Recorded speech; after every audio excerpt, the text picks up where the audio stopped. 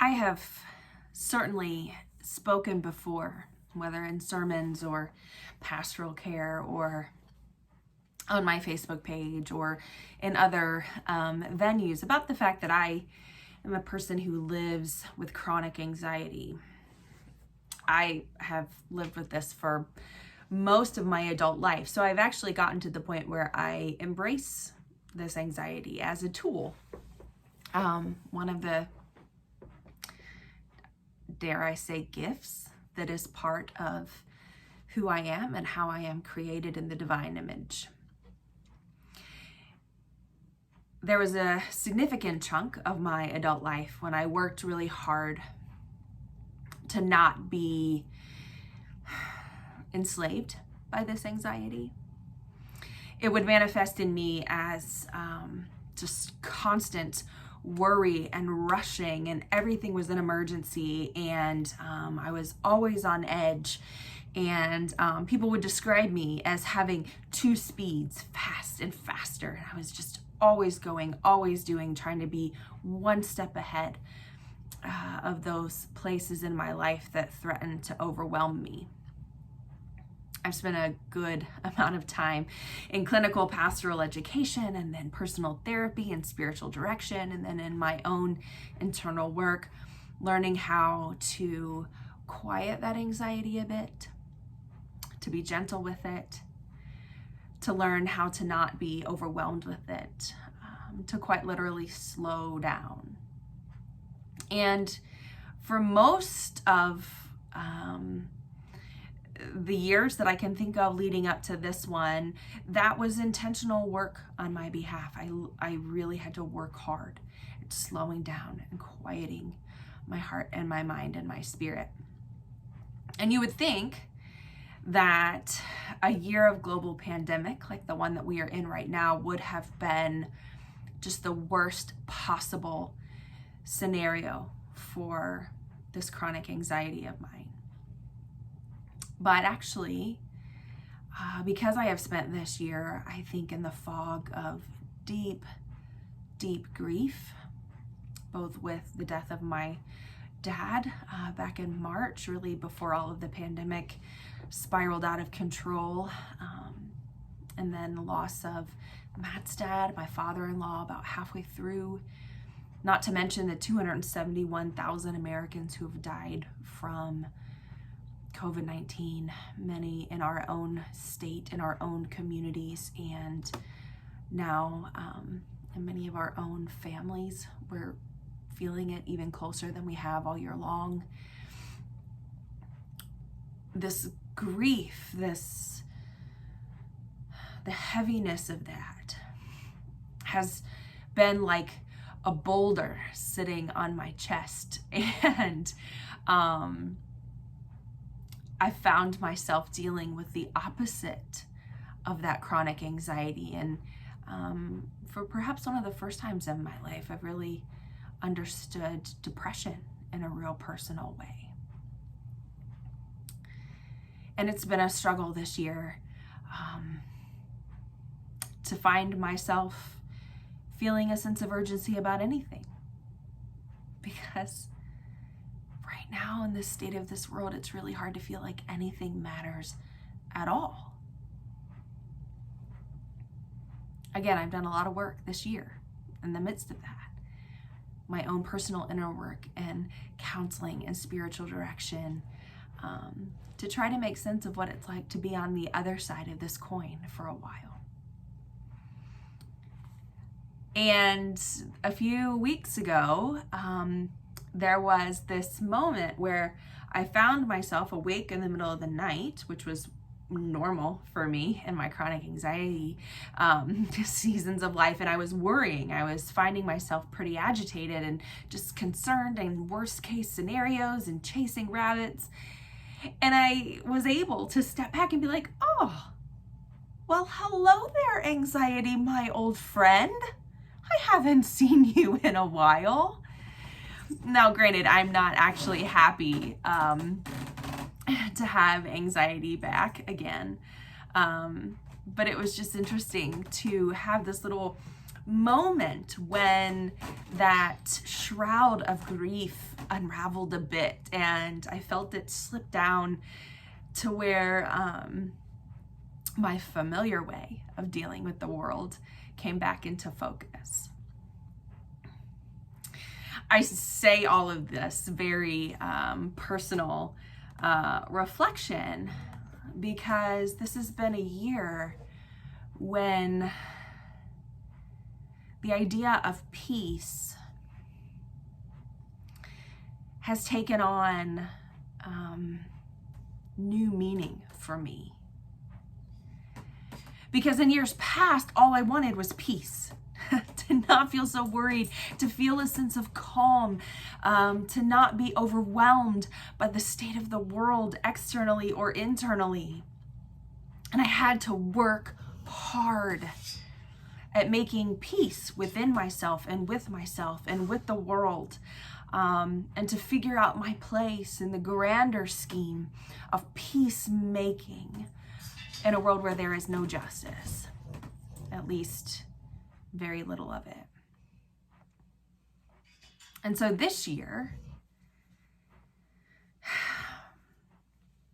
I've had to find a way to rise above the apathy, to find the energy to work for peace. Peace in the midst of intense grief. Peace in the midst of social distance. Peace in the midst of death after death after death after death. And I imagine that in a very personal way, you all have been dealing with this as well. And something that I have often said and I will always cling to is this idea that peace is not a feeling, it's an active state of being. And I think that is true for all of these focal points that guide us through Advent.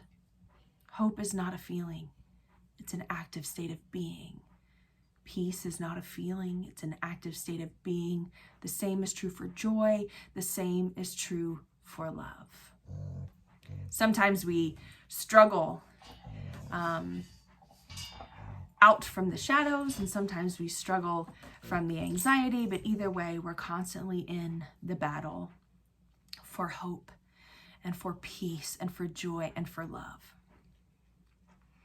And as we listen to these scriptures today, which are familiar ones for Advent, these ancient words from the prophet of Isaiah about leveling the valleys and making the crooked way straight, as we imagine John the Baptist out in the wilderness with his camel hair clothes, baptizing those, I found myself drawn to these real clear, active images of what peace looks like. And so as you have heard these words read for us today, perhaps as you have a minute to go back and read Isaiah 40 or Mark chapter 1, I encourage you to spend some time praying about or reading about or journaling about the fact that peace often looks like comfort to those who are grieving. Peace looks like freedom from slavery, not having to fight for your very existence anymore. Peace looks like jubilee from debt that has been forgiven, debt that was like a shackle. Peace looks like freedom from that.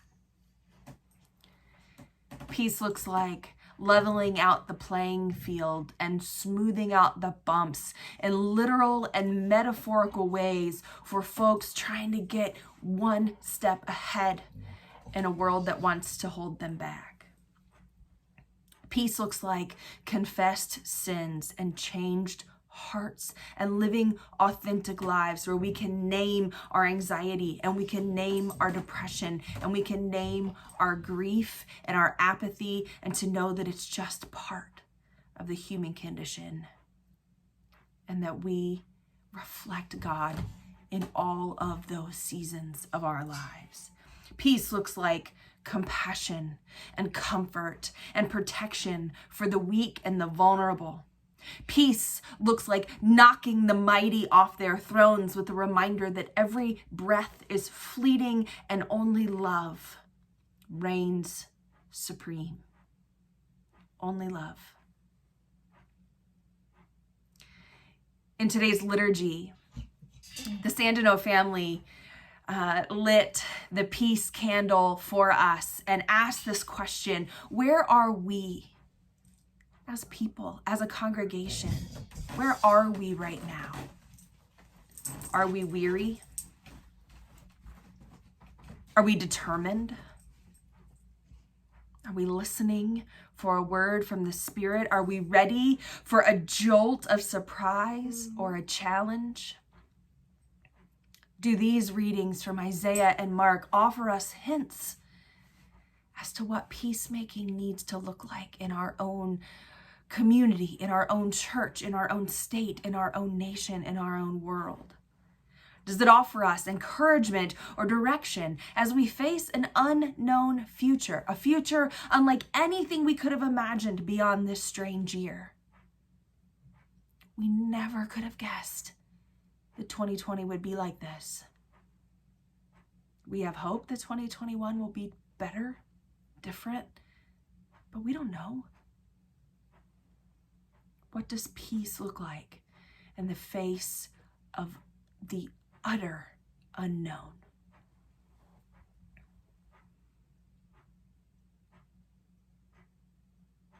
What I'm quite sure of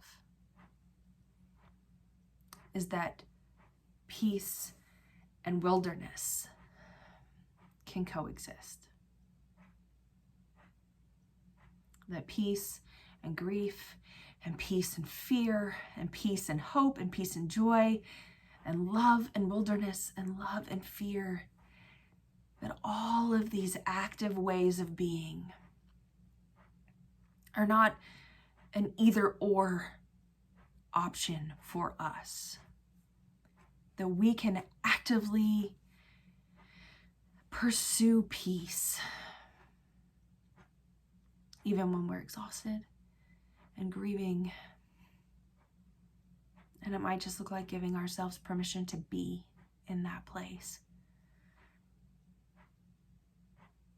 Or it can be deciding that all of this, the entire system around us, needs to burn.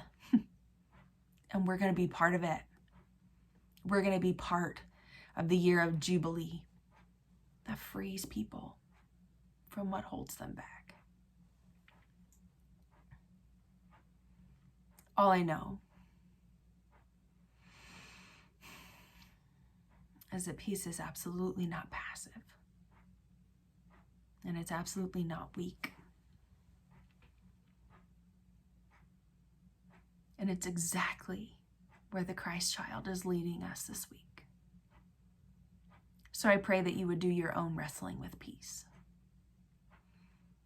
And that you would give yourself permission to be a peacemaker in whatever way the Spirit is leading you to be. I pray that this is true for every one of us, now and always. Amen.